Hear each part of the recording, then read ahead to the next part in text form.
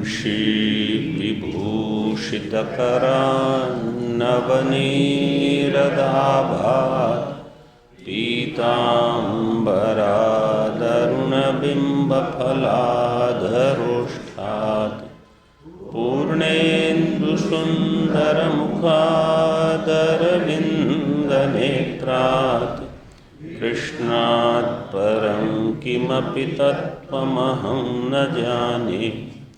शङ्करं शङ्कराचार्यं केशवं बादरायणं सूत्रभाष्यकृतौ वन्दे भगवन्तौ पुनः पुनः। ईश्वरो गुरुरात्मेति मूर्तिभेदविभागिने व्योमवद्व्याप्तदेहाय दक्षिणामूर्तये नमः। ओम शांति शांति शांति।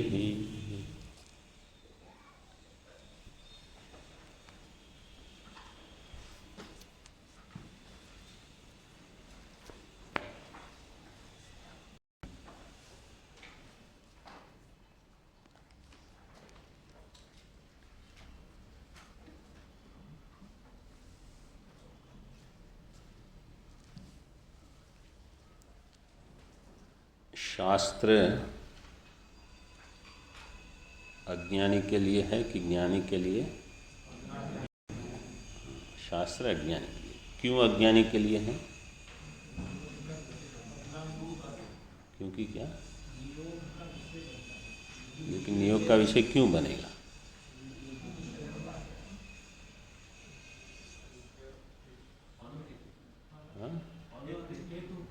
फल हेतु का क्या? फल हेतु आत्मत्वेन मानता है। फल हेतु का अर्थ है कर्तृत्व भोक्तृत्व। अपने में कर्तृत्व भोक्तृत्व मानता है उसको कहा जाएगा अज्ञानी। जो अपने में कर्तृत्व भोक्तृत्व मानता है वो होगा अज्ञानी। अज्ञानी का अर्थ ये नहीं कि उसने कुछ ग्रंथ पढ़े हैं कि नहीं। ग्रंथ पढ़ के भी अगर वाक्य पूरा हो, ग्रंथ पढ़ के भी अगर अपने में हम कर्तृत्व भोक्तृत्व मानते हैं, चाहे 4 पढ़े हो चाहे 40 पढ़े हो, तो हम बस कितने ग्रंथ पढ़े वो कोई नहीं पूछेगा। कर्तृत्व भोक्तृत्व आप कहाँ मानते हो? अपने मानते हो, हाँ बस शास्त्र आपके लिए है। तो हमारी जो परिभाषाएं हैं शास्त्र ऐसे नहीं देखता, भगवान ऐसे नहीं देखते। वो देखेंगे आप अपने में कर्तृत्व भोक्तृत्व मतलब सत्य रूप से मानते हो कि नहीं। अगर हम मानते हैं तो हम अज्ञानी हैं, तो शास्त्र हमारे लिए है। ठीक है, तो इसलिए ज्ञान किसको कहा जाएगा? जब कर्तृत्व भोक्तृत्व का हम में निषेध हो जाए उसको कहा जाएगा ज्ञान। इसको नहीं कि क्या ग्रंथ हमने पढ़ लिया और प्रश्न के उत्तर हम दे सकते हैं कि नहीं। वो कोई भी दे भी दे नहीं भी दे, कर्तृत्व भोक्तृत्व का अगर निषेध वास्तव में हो चुका है तो आप ज्ञानी हो।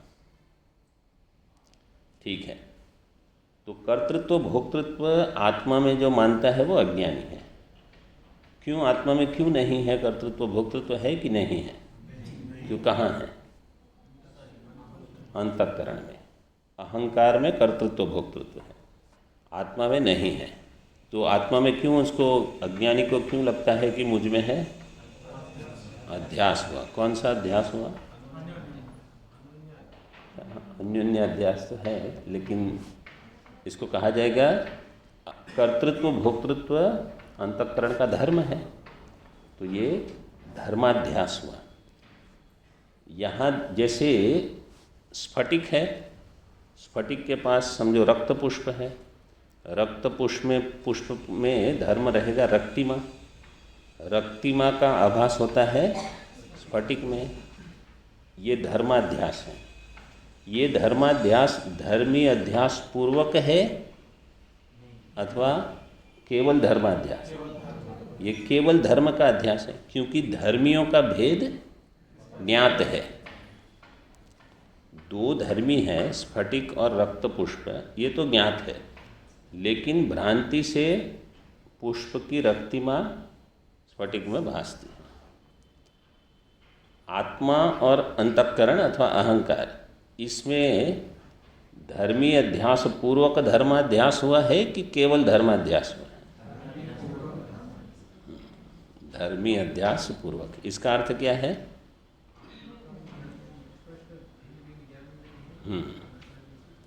आत्मा और अहंकार ये दो धर्मी हैं, भिन्न, इनका भान नहीं हो रहा। ये दोनों एक होकर भासते हैं, जैसे अयोगोलक और वन्नी, वो एक होकर भासते हैं। वो दो हैं ऐसी ही समझ नहीं बनती।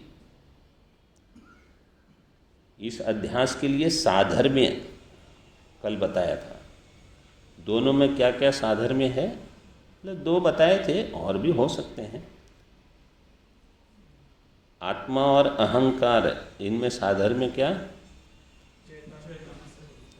दोनों में ज्ञातृत्व है, दोनों ज्ञान रूप से भासते हैं। ज्ञातृत्व अथवा बोधृत्व, मतलब आचार्य ये शब्द प्रयोग करते हैं, बोधृत्व दोनों में।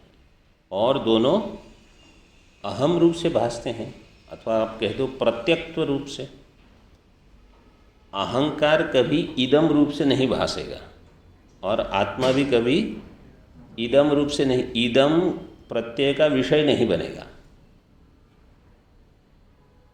ठीक है?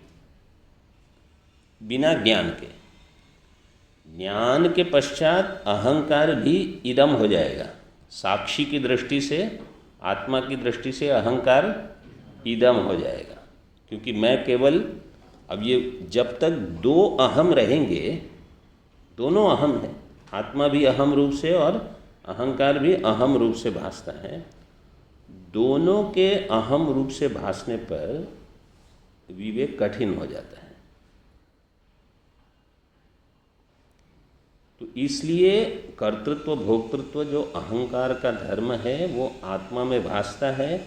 आत्मा में भासने के कारण उस साधक को अज्ञानी संज्ञा मिलेगी। फिर उसके लिए शास्त्र है, शास्त्र प्रमाण उसके लिए है, आपको ये सब करना होगा। शास्त्र से यहाँ विधि निषेधात्मक को लिया है, लेकिन वेदांत शास्त्र भी ज्ञानी के लिए है कि अज्ञानी के लिए? वेदांत शास्त्र भी अज्ञानी के लिए है, क्योंकि उसी को कहा जाएगा तद विज्ञानार्थम गुरु के पास जाओ। जो ज्ञानी होगा उसको कहा जाएगा गुरु के पास जाओ, तो क्या कहेंगे? वो मेरा हो गया है, गुरु के पास हम गए थे, अध्ययन हो चुका, समाप्त हो गया सब।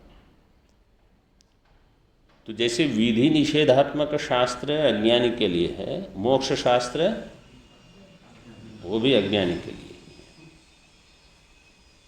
मतलब सही है, कोई इसमें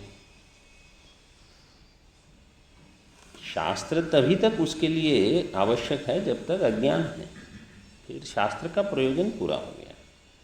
ठीक है, अब टीका में हम देख रहे थे बृहदारण्यक की जो श्रुति थी, अथातः संप्रत्तिर यदा प्रेष्यन् मन्यते अथ पुत्रम आह त्वं ब्रह्म त्वं यज्ञस्त्वं लोकः। तो पूर्व पक्षी कह रहा है कि पिता का कार्य पुत्र करेगा अथवा पुत्र का कार्य पिता करते हैं और फल अन्य को मिलता है, तो नियोज्य कोई है, कर्म और कोई करता है, ये शास्त्र में दिखा जाता है। टीका में देखिए आगे, पुत्रं चाधिकृत्य विधि निषेध प्रवृत्तौ तस्य तदशक्तौ पितुस्तदर्था धीरुपगता तथा भ्रात्रादिषु अपि द्रष्टव्यम्। पुत्रं च अधिकृत्य विधि निषेध प्रवृत्तौ तस्य तद अशक्तौ पितुः, पिता जो कि अब अशक्त असमर्थ है यज्ञादि कुछ करने के लिए, तब पुत्र को अधिकृत्य, पुत्र को अधिकारी बनाया जाता है कि अब आप कीजिए ये सारे कर्म। विधि निषेध प्रवृत्तौ तस्य पितुः तद अशक्तौ कर्तुम अशक्तौ, करने में जो असमर्थ होगा, तद अर्थाधि ही उपगता, तो पुत्र में तद अर्थाधि आ जाएगी। तथा भ्रात्रादिषु अपि, इसी प्रकार भ्राता आदि में कि कोई समझो ज्येष्ठ भ्राता है, उसको कुछ कर्म करना है, वो असमर्थ है, तो वो मध्यम कनिष्ठ किसी और को दायित्व देगा कि अब आप कीजिए, क्योंकि कुछ कर्म ज्येष्ठ पुत्र को करने होते हैं, लेकिन जहाँ वो असमर्थ होते हैं तो अन्य कोई करेगा। एवं विदुषो हेतुफलाभ्याम अन्यत्व दर्शने अपि प्राक्कालीन, आगे आविद्य, जैसे पूर्व में आया था शब्द आविद्य संबंध, इसी प्रकार यहाँ भी दो खंडाकार कर दीजिए। एवं विदुषो हेतुफलाभ्याम अन्यत्व दर्शनेपि प्राक्कालीन आविद्य देहादि संबंधात अविरुद्धा विधि निषेधार्था धीर इत्यर्थः। तो पूर्व पक्ष कहता है इसी प्रकार ज्ञानी के लिए भी विदुषो हेतुफलाभ्याम अन्यत्व दर्शने अपि, देखो विदुष के लिए क्या दे दिया, कौन ज्ञानी है, हेतुफलाभ्याम यह अन्यम पश्यति सह विदुषः, हेतुफलाभ्याम अन्यत्व दर्शने अपि प्राक्कालीन आविद्य देहादि संबंधात, प्राक किसके प्राक, ज्ञानात् प्राक, ज्ञान के पहले वो अपने आप को देहादि से संबंध वाला मानता था। प्राक्कालीन आविद्य देहादि संबंधात, अविद्या वाला जो देह का संबंध है, संबंधात अविरुद्धा विधि निषेधार्था धीहि, विदुषा ज्ञानी के लिए भी विधि निषेधार्थ धी अविरुद्ध है, मतलब उसके लिए भी विधि निषेध हो। क्यों? क्योंकि ज्ञान के पहले उसने अपने आप को देह वाला माना था, तो उसके लिए ये होगा, ऐसा पूर्व पक्ष कहता है। पुत्रादीनां मिथ्याभिमानान् मिथो नियोगधीर युक्ता तत्वदर्शिनस्तु तदभावात् न देहादि संबंधाधीना नियोगधीर इति परिहरति। पुत्रादीनां मिथ्याभिमानात् मिथो नियोगधीर युक्ता, पुत्र पिता भ्राता ये जो आपने दृष्टांत दिए, सिद्धांति कहेगा ये वाक्य, उनमें तो मिथ्या अभिमान है कर्तृत्व भोक्तृत्व का, इसलिए मिथो नियोगधी, परस्पर नियोग की बुद्धि उनमें तो हो सकती है। पिता को नियोग किया गया तो पुत्र उसमें लगा है, इस प्रकार से। लेकिन तत्वदर्शिनस्तु तद अभावात, जो तत्वज्ञानी है उसमें इसका अभाव है, मिथ्याभिमान का अभाव है। तद अभावात न देहादि संबंधाधीना नियोगधि ही, नियोगधि जो देहादि के साथ संबंध वाली है वो ज्ञानी में नहीं रहेगी। इति परिहरति। भाष्य में प्रथम पंक्ति में हमने देखा पितृपुत्रादीनाम इतरेतर आत्मनि अन्यत्व दर्शने सति अपि अन्योन्य नियोग प्रतिषेधार्थ प्रतिपत्ति ही। ये अन्योन्य शब्द कैसे बनेगा?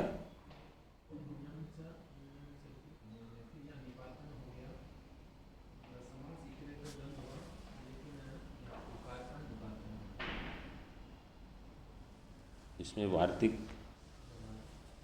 कर्म व्यतिहारे सर्वनामनो द्वेवाच्य,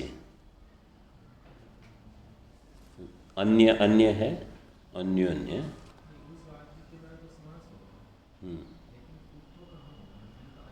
उसमें प्रथम में सु लगेगा, वार्तिक में ही वहाँ दिया है, प्रथम शब्द जो है उसमें सु भी लग जाएगा, ऐसे दृष्टांत दिया है। अन्योन्य, जैसे दूसरी एक वार्तिक है उससे अन्यो अन्यम, अन्यस्मिन अन्यम, अन्यात अन्यम, ऐसे सब अन्य विभक्ति के लिए भी है। भाष्य में सिद्धांति कहेगा न, न व्यतिरिक्त आत्मदर्शन प्रतिपत्तेः प्रागेव फलहेत्वोरात्माभिमानस्य सिद्धत्वात्। व्यतिरिक्त आत्मदर्शन प्रतिपत्ति है, जिसमें व्यतिरिक्त आत्मदर्शन हुआ है, व्यतिरिक्त आत्मदर्शन प्रतिपत्ति है, प्राग एव फल हेतु हो आत्माभिमान से सिद्धत्वात्। फल हेतु में आत्माभिमान, कर्तृत्व भोक्तृत्व में आत्माभिमान, ये ज्ञान के पहले सिद्ध है, ज्ञान के बाद नहीं। तो इसलिए व्यतिरिक्त आत्मदर्शन प्रतिपत्ति है प्राग। प्रतिपत्ति का अर्थ है ज्ञान, ज्ञान के पहले कर्तृत्व भोक्तृत्व में आत्म अभिमान है, उसके बाद नहीं।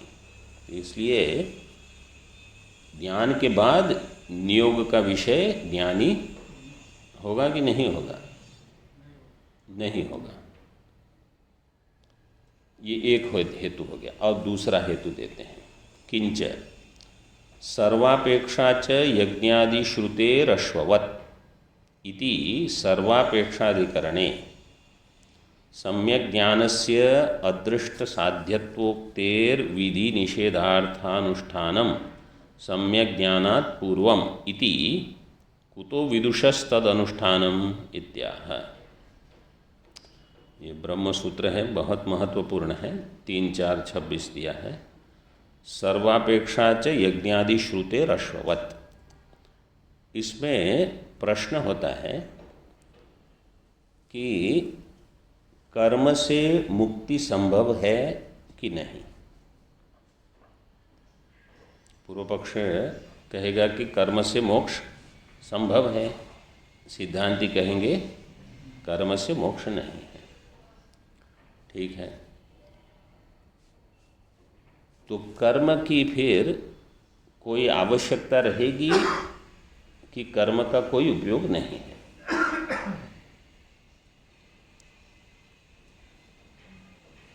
कर्म की कोई अपेक्षा है कि नहीं है, ऐसा प्रश्न होगा फिर। तो सूत्र आया है सर्वापेक्षा, सभी की अपेक्षा रहेगी। मतलब कर्म जो दिए हैं, कर्म आदि, इन सब की अपेक्षा है। कैसे बताओगे आप? तो कहा यज्ञादि श्रुते है। यज्ञादि श्रुति क्या है? हाँ, यज्ञ तमेतम ब्राह्मणाः वेदानुवचनेन, तमेतम वेदानुवचनेन ब्राह्मणाः विविदिशन्ति यज्ञेन दानेन तपसा अनाशकेन। ये श्रुति है बृहदारण्य की 4-4-22 है शायद। तो ये श्रुति क्या कहती है? देखो इसमें कितनी चीज़ें तृतीया में हैं। यज्ञेन दानेन तपसा और अनाशकेन, हाँ, वेदानुवचनेन।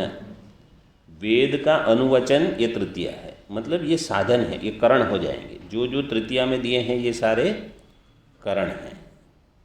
वेदानुवचनेन मतलब वेद जो पारायण करते हैं वो, यज्ञ, दान और तप। तप से आप तीनों ले लेते हैं, जैसे गीता में 17वें अध्याय में दिए हैं, शारीरम तप, वाचिक तप, मानसिक तप, तीनों। इन सब के द्वारा क्या होगा? विविदिशा की उत्पत्ति होगी। ब्राह्मणाः विविदिशन्ति। जब विविदिशा, जिसको कहते हैं हम जिज्ञासा, केवल मोक्ष की इच्छा हो, ये कर्म से ही होगा, सत्कर्म से होगा। सत्कर्म से बहुत कुछ होगा। वैराग्य होगा। वैराग्य कैसे होगा? इन्हीं साधन से होगा। आप यज्ञ करो, तप करो, दान करो, जप करो, जो भी करो, साधन से ही वैराग्य होगा। साधन से ही जिज्ञासा होगी, ब्रह्म को जानने की इच्छा। गुरु की प्राप्ति कैसे होगी? वो भी इसी साधन से होगी। जिसने साधन किए हैं, वो साधन से पुण्य की प्राप्ति होगी। पुण्य से आपको गुरु की प्राप्ति होगी, पुण्य से आपका गुरुकुल वास होगा, पुण्य से अध्ययन होगा, और पुण्य अगर पर्याप्त है तो अध्ययन पूरा होगा, नहीं तो क्या होगा, बीच में छोड़ के जाना होगा।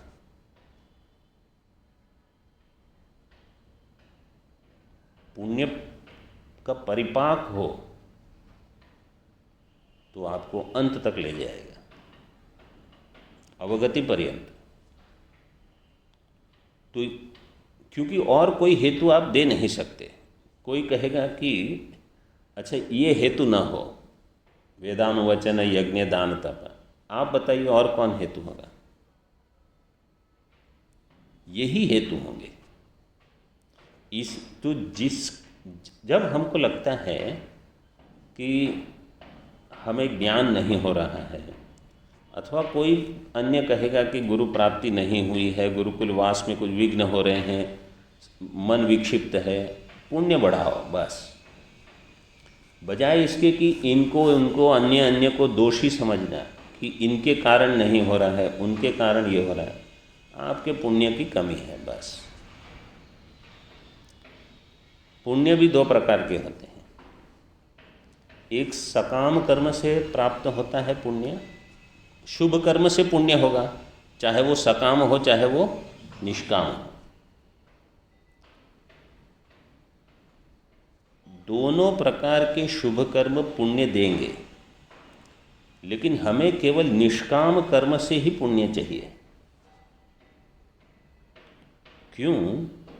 क्योंकि जो सकाम कर्म वाला पुण्य होगा वो भोग देगा, सुख देगा, वो आपको साधन संपत्ति देगा, आपको पहनने के लिए 2 के बदले 4 कपड़े देगा, आपके पास बढ़िया बढ़िया चीज़ हो सकती है, वो आपको साधन चतुष्टय नहीं बढ़ाएगा। वो सकाम कर्म है। निष्काम कर्म से ही साधन चतुष्टय बढ़ेगा। तो जब हम कोई भी कर्म करते हैं, जितना हो सके इतना निष्काम हो जाए, क्योंकि इसका लाभ कहाँ होगा? सीधे साधन चतुष्टय में, मतलब मोक्ष के बिल्कुल करीब। और समझो अन्य साधन प्राप्त हो गए, अन्य चतुष्टय नहीं कोई अन्य साधन, अच्छा भोजन, समझो बढ़िया बढ़िया भंडारा मिल रहे हैं, ये भी पुण्य का फल है। बढ़िया वस्त्र मिल गए, ये भी पुण्य का फल है। ये के कहाँ तक ले जाएगा आपको?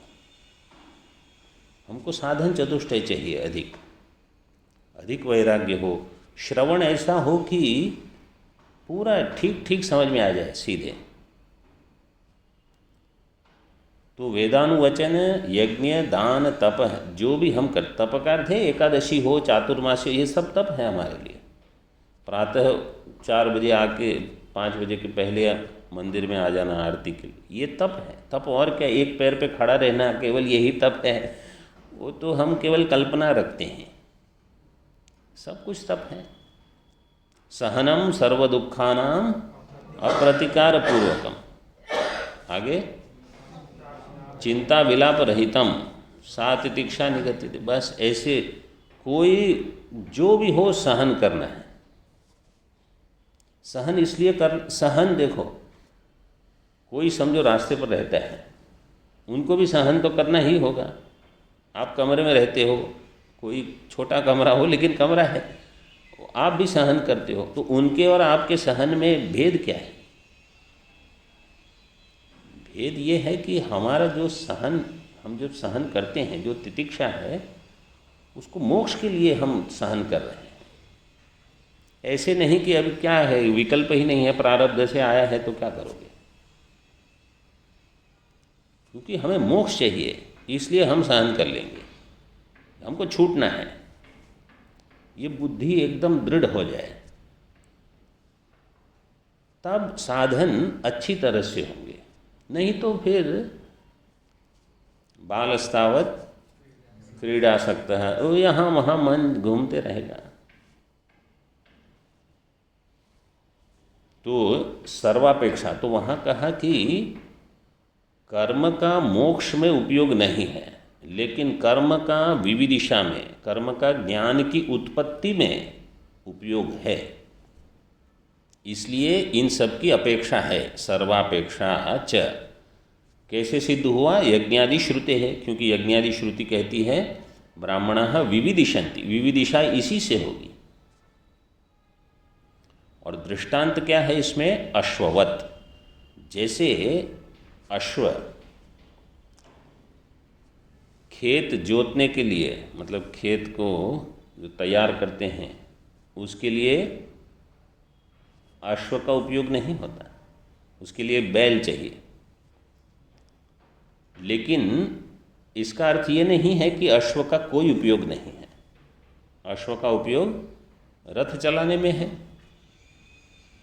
इसी प्रकार कर्म का मोक्ष के लिए उपयोग नहीं है, लेकिन इसका अर्थ ये नहीं है कि कर्म का कोई उपयोग नहीं है। कर्म का उपयोग ज्ञान के लिए है, ज्ञान का उपयोग मोक्ष। कर्म से ज्ञान जब कहा जाता है, इसका अर्थ है कर्म से चित्त शुद्धि, चित्त शुद्धि होगी तब ज्ञान होगा। ऐसे ज्ञान से फिर मोक्ष होगा। मलिन चित्त में इतने सारे वेदांतों में क्या क्या वाक्य कहाँ हैं, उसका निश्चय करना कठिन हो जाता है। एक तो समस्या ये है कि स्मरण ही नहीं रहेगा, जो पहले पढ़ा है वो बाद में याद नहीं, बाद में अध्ययन करने के समय पहला वाला चला गया, तो कोई प्रश्न कहाँ होगा, कोई संशय नहीं। वहाँ संशय नहीं, उसका अर्थ ये है कि कुछ अध्ययन ही नहीं हुआ है, संशय कहाँ होगा। तो यज्ञादि श्रुते रश्ववत, यह श्रुति क्या कहती है, मतलब यह ब्रह्मसूत्र क्या विचार करता है? इति सर्वापेक्षाधिकरणे, ये सर्वापेक्षा अधिकरण में आता है। सम्यक ज्ञानस्य अदृष्ट साध्यत्व उक्ते है। सम्यक ज्ञान किसके द्वारा साध्य है? अदृष्ट के द्वारा। मतलब अदृष्ट हो तो बाकी सब ठीक होगा।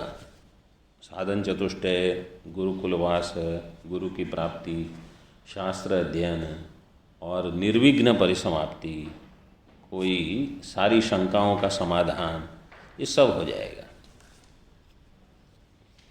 तो अदृष्ट साध्यत्व उक्ते है। विधि निषेधार्थानुष्ठानम सम्यक ज्ञानात् पूर्वम। विधि निषेधार्थ जो अनुष्ठान है वो कब होगा? सम्यक ज्ञान के पहले। तो उसकी आवश्यकता है ज्ञानात् पूर्वम। इति कुतो विदुषस्तद अनुष्ठानम। फिर ज्ञानी को उसके अनुष्ठान की क्या आवश्यकता पड़ेगी? कोई आवश्यकता नहीं रहेगी।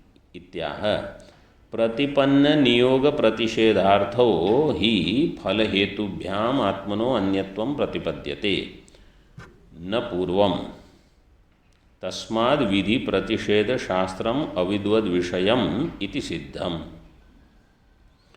प्रतिपन्न नियोग प्रतिषेधार्थो ही आत्मनो अन्यत्वं प्रतिपद्यते।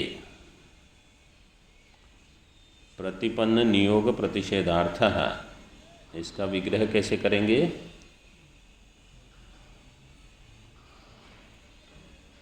समास में पहले नियोग और प्रतिषेध को ले लीजिए। नियोगश्च प्रतिषेधश्च इति प्रतिषेधौ। आगे उसको रखिए, पहले अर्थ को कर, उसके साथ अर्थ को जोड़ दीजिए। नियोग प्रतिषेधौ अर्थौ यस्य सह नियोग प्रतिषेध अर्थ, नियोग प्रतिषेध अर्थ। फिर प्रतिपन्न के साथ यस्य, प्रतिपन्न का अर्थ है ज्ञात, जिसको नियोग प्रतिषेध का अर्थ है, मतलब कि किस लिए है? नियोग प्रतिषेध हमारी चित्त शुद्धि के लिए है। यह जिसको ज्ञात हो गया है उसके लिए प्रतिपन्न नियोग प्रतिषेधार्थ है। तो ऐसा जो साधक होगा वो क्या करेगा? नियोग प्रतिषेध जो है उसका पालन करेगा। क्यों? क्योंकि वो जानता है कि ये मेरे शुभ के लिए, मेरे श्रेय के लिए है। जानने के बाद ही फल हेतुभ्याम आत्मनो अन्यत्वम प्रतिपद्यते न पूर्वम। उसके बाद फल हेतुभ्याम आत्मनो अन्यत्वम प्रतिपद्यते, उसके पश्चात वो अपने आप को ज्ञान होने पर अपने आप को कर्तृत्व भोक्तृत्व से अन्य जानता है, उसके पहले नहीं, न पूर्वम। टीका में इसको और स्पष्ट किया है, देखिए। सती अदृष्टे सम्यक धी दृष्टा, सम्यक धी दृष्टे है असति च अशुद्ध बुद्धे तदभावात्। सति अदृष्टे सम्यक धी दृष्टे है, अदृष्ट हो तो सम्यक ज्ञान होगा।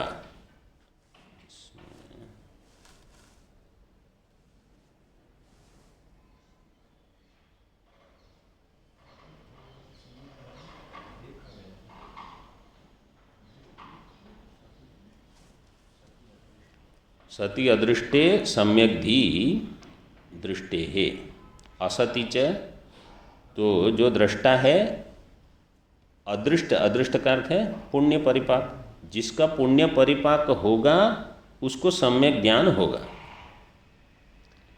और जिसका पुण्य परिपाक नहीं है अशुद्ध बुद्धे है, असति च, असति अदृष्टे, अदृष्ट अगर नहीं है पुण्य पाप तो अशुद्ध बुद्धि होगा, अशुद्ध बुद्धे है तद अभावात्, तत्का अर्थ है सम्यक धी, सम्यक ज्ञान उसको नहीं होगा। तो चित्त शुद्ध होगा तब श्रवणादि से ज्ञान होगा, चित्त शुद्ध नहीं है तो श्रवणादि होने पर भी ज्ञान नहीं होगा। ये अन्वय व्यतिरेक कर दिया। अन्वय व्यतिरेकाभ्याम विविदिशा वाक्याच्च विधि निषेधानुष्ठानात् पूर्वम न सम्यक धी। और विविदिशा वाक्य, ये जो अभी बृहदारण्यक की श्रुति हमने चर्चा की, उस वाक्य के द्वारा भी विधि निषेध अनुष्ठानात् पूर्वम न सम्यक धी, विधि निषेध का जो अनुष्ठान है उसके पहले सम्यक ज्ञान नहीं होगा, क्योंकि चित्त ही शुद्ध नहीं। चाहे आप इस जन्म में कहो चाहे पूर्व जन्म में, किसी न किसी जन्म में आपको विधि निषेधात्मक शास्त्र से जाना होगा। कोई दृष्टांत अगर कहेगा कि शुकदेव वामदेव, इनको तो बहुत ही कम आयु में ज्ञान हो गया, तो पूर्व जन्म में सब उनका साधन हो चुका है। न पूर्वम इति विधि निषेधयोर विद्वद विषयत्वा योगे फलितम आह। इसलिए विधि निषेध वाक्य जो है वो विद्वद का विषय नहीं है, विद्वद विषयत्व अयोगे उसका फलितम दे दिया। तस्मात्, ये निगमन वाक्य है इस चर्चा का। विधि प्रतिषेध शास्त्रम अविद्वद विषयम इति सिद्धम। विधि प्रतिषेध शास्त्र अज्ञान को ही विषय, अज्ञानी को ही विषय करता है, ये सिद्ध हो गया। तो ऐसे इतने बड़े भाष्य में भी कुछ कुछ छोटे उपक्रम उपसंहार ऐसे हैं, कहीं आरंभ करके, और हर एक का अपना प्रयोजन है। इसमें से कुछ कुछ अंश जितने ग्रहण कर सकते हैं हम, वो याद रहे तो बहुत लाभ है। जैसे पूर्व में एक आया था कि आत्मा तो ब्रह्म है, आप मानते हो। पूर्व पक्ष कहेगा तो जब अहम का अनुभव होता है तो ब्रह्म का अनुभव क्यों नहीं हो रहा? तो क्या उत्तर दिया था? मतलब स्मरण तो है कि ऐसा आया था प्रश्न कि आत्मा जो है वो ब्रह्म है, वो तो नित्य, मतलब उसमें कुछ करना नहीं है, आत्मा ब्रह्म है ही, और आत्मा का अनुभव भी होता है अहम रूप से, तो ब्रह्म का अनुभव क्यों नहीं होता है, ये प्रश्न आया था। तो उत्तर कैसे, ऐसी चीज़ें कुछ याद रह जाए ना तो लाभ है। तो उत्तर ये दिया था कि एक अंश का तो भान होता है, जैसे इदम अंश का भान होने पर भी रज्जु अंश का भान, तो उसके बदले उसको देह का भान होता है कि अहम देह है। ये ठीक है ना, याद आया? हाँ। तो ऐसे कुछ कुछ अंश अगर हम ग्रहण करेंगे ना तो चिंतन उसी पर होगा, क्योंकि इतने 20 पृष्ठ कौन स्मरण रखेगा। कुछ कुछ अंश स्मरण रखेंगे, उस पर फिर चिंतन कर सकते हैं। शास्त्रस्य विद्वद विषयत्वेन उक्तम अर्थवत्वम आक्षेप समाधिभ्याम प्रपंचयितुम आक्षेपति।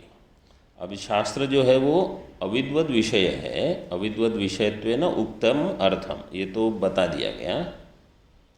वो आक्षेप और समाधि से, समाधि का अर्थ है समाधान, आक्षेप और समाधान के द्वारा उसका थोड़ा विस्तार करके बताते हैं। आक्षेप बताते हैं पहले, ननु स्वर्ग कामो यजेत कलंजन न भक्षयेत इत्यादावात्म व्यतिरेक दर्शिनाम अप्रवृत्ति केवल देहाध्यात्म दृष्टिनांच। टीका में चकारात ऊर्ध्वम अप्रवृत्ति इति संबध्यते। चकार के बाद क्या लिखना है, मतलब कुछ लिखना नहीं है, क्या समझना है? ऊर्ध्वम तो हो गया, चकारात ऊर्ध्वम, उसके बाद क्या है? अप्रवृत्ति। तो वाक्य कैसे हो जाएगा? स्वर्ग कामो यजेत कलंजम न भक्षयेत इत्यादौ आत्मव्यतिरेक दर्शिनाम अप्रवृत्ति। जो अपने आप को कर्तृत्व भोक्तृत्व इत्यादि से अन्य, आत्म व्यतिरेक दर्शी का अर्थ है यहाँ देहादि से आत्मा भिन्न है, अपने आप को इन सब से भिन्न जानता है। जो वो कौन होगा? ज्ञानी होगा कि अज्ञानी होगा? ज्ञानी। तो ज्ञानी के लिए जब वो पढ़ेगा अथवा सुनेगा स्वर्ग कामो यजेत कलंजन न भक्षयेत, उसकी कोई प्रवृत्ति इसमें नहीं होगी। ठीक है, तो ज्ञानी के लिए शास्त्र नहीं है। और केवल देहादि आत्मदृष्टि, जो मानता है कि मैं देह हूँ, देह मात्र हूँ, वो सुनेगा स्वर्ग कामो यजेत तो क्या करेगा? अप्रवृत्ति ही, वो कुछ नहीं करेगा। क्यों नहीं करेगा? वो बोले भस्मीभूतस्य देहस्य पुनरागमनम कुतः है, देह गया फिर बचा क्या? तो स्वर्ग में कौन जाने वाला है? कोई नहीं। वो केवल देहादि आत्मदृष्टि चार्वाक है, उनको कुछ करना नहीं है।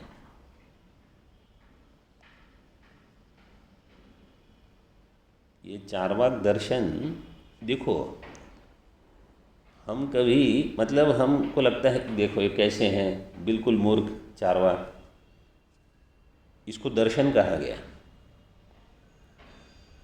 दर्शनों के साथ रखा है चार्वाक को। इसका अर्थ है समाज में बहुत चार्वाक मिल जाते हैं, मतलब केवल समाज को ही नहीं देखना है। हम भी चार्वाक में ही थे। एक समय तो यही था कि अपने आप को हम देह ही मान के जीवन जीते हैं, चाहे इस जन्म में हो चाहे कहीं अन्य जन्म में हो। ये वास्तविकता है।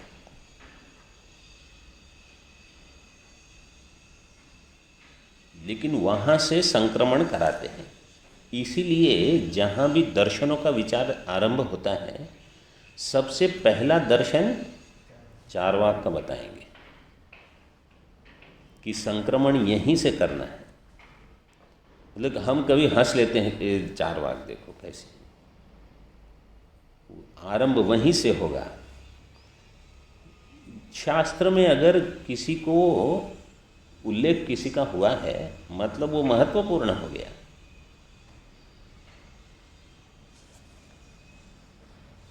गलत तो है, लेकिन इसका अर्थ ये नहीं है कि बताने की क्या आवश्यकता है, सीधे आगे से ही बताओ बुद्धि आत्मा है कि मन आत्मा है। चार्वाक दर्शन इसलिए अध्ययन करना पड़ता है। जो दर्शन पढ़ते हैं, दर्शन शास्त्र में तो इसका अध्ययन होता ही है।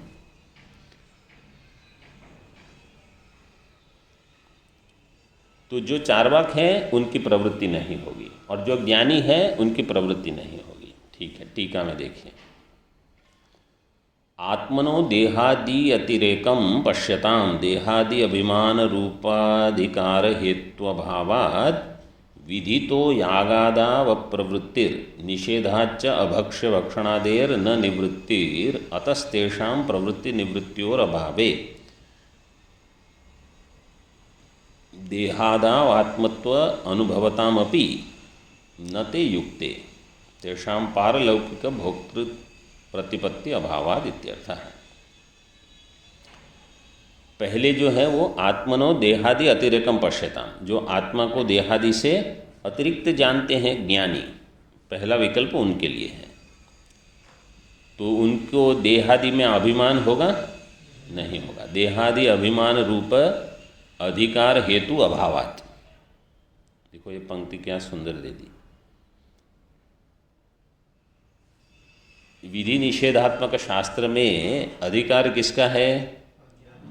नहीं, ये पंक्ति का उत्तर, पंक्ति से देहादि अभिमान जिसका है वो अधिकारी है।